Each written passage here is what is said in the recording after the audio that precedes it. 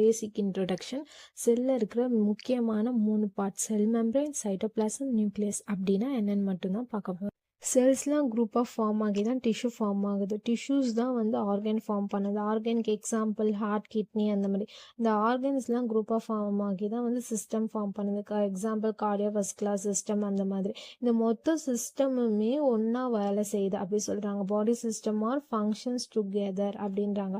To maintain homeostasis அப்படின்னா healthy லைஃப்பை வந்து மெயின்டைன் பண்ணுது. The human body developed from the single cell called zygote. Human body வந்து ஒரு சிங்கிள் செல்ல இருந்து தான் டெவலப் ஆச்சு அப்படின்றாங்க. அந்த சிங்கிள் செல் பேர் தான் வந்து ஜைகாட் அப்படின்னு. இந்த ஜைகாட் எப்படி கிடைக்கும், இந்த ஜைகாட் என்ற செல் எப்படி உருவாச்சுன்னா ஓவம் அண்ட் ஸ்பெர்மட்டோசோன் வந்து ஃபியூஷன் ஆகி result from the cells division follows and as the fetus growth. Cell divide ஆகி தான் ஃபீட்டஸ் வந்து ஒரு செல்லாக டிவைட் ஆகி அப்படியே டிஷ்யூ ஃபார்ம் ஆகி அந்த மாதிரி ஆர்கன் ஃபார்ம் சிஸ்டமாக மாறி அந்த மாதிரி தான் ஃபீட்டஸ் வந்து க்ரோ ஆகுது அப்படி சொல்லிட்டு சொல்கிறாங்க. செல்லை வந்து நம்மளால் வந்து கண்ணால் பார்க்க முடியாது. ஸோ நம்ம வந்து மைக்ரோஸ்கோப்பால் வச்சு மட்டும்தான் நம்மளோட டிஷ்யூவை வந்து பாதியாக தின்னாக கட் பண்ணி அதை வந்து மைக்ரோஸ்கோப் வச்சு மட்டும்தான் நம்மளால் பார்க்க முடியும் செல்ஸை. இப்போ